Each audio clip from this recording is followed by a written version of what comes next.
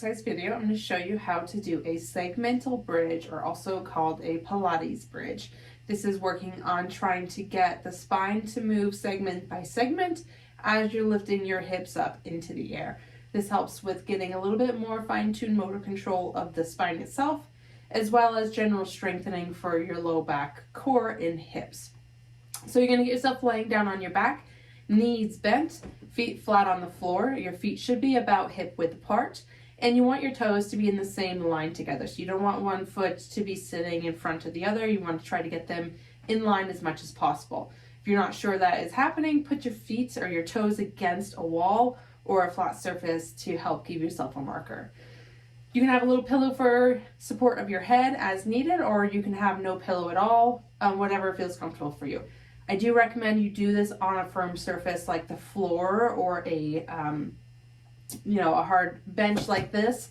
We tend to have a harder time when we're on unstable surfaces like a mattress or a couch.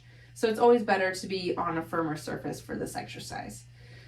Once you're in this position, you're going to first find your neutral spine position. So if you need to do a little bit of pelvic tilting to find that neutral spine position, then go ahead and do that.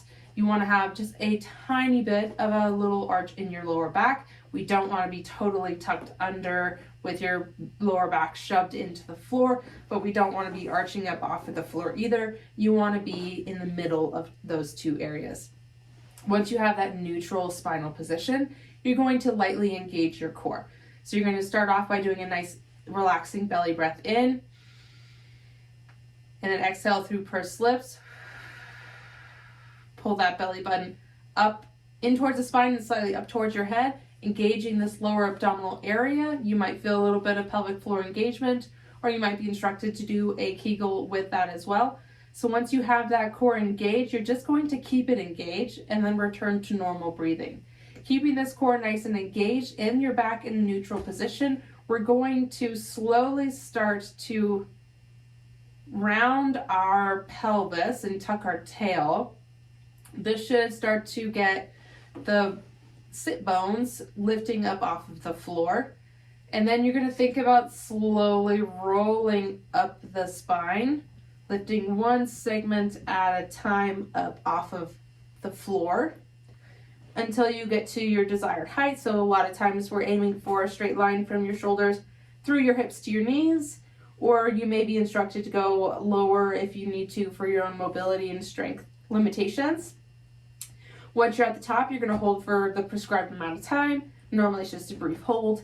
And then slowly you're going to reverse this back down, thinking about lowering one segment at a time down to finally releasing your pelvis and your tailbone back to neutral. So again, we're going to start off by engaging that core. Inhale with a nice relaxing belly breath. Exhale through pursed lips and engage that core.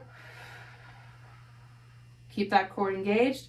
Slowly start to tuck your tail and lift one segment of your spine up off of the floor at a time until you get to your desired height. Hold for a brief moment and then slowly reverse down the spine one segment at a time until your pelvis is back on the floor, and then it can release from neutral and let your core relax. So the biggest thing here, you want to make sure, again, you're going one segment at a time. So if you're lifting, you're starting here and you get a really good tuck, but then you lift straight up, that's not ideal. We're not getting that little bit of motor control and segmental movement like we want. So we want to really take our time, go very slow, and peel one vertebra up off the table at a time. So the slower you do this, the better. The other thing here is you want to make sure you're pushing equally with both feet, so that way both sides are moving at the same rate and the same power. So if you find that you are tending to want to push down with one leg versus the other, you might notice that you need to just equal out your weight through your feet.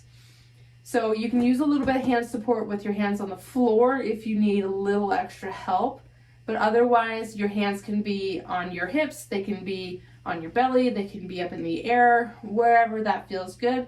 That's just dependent on you and your body.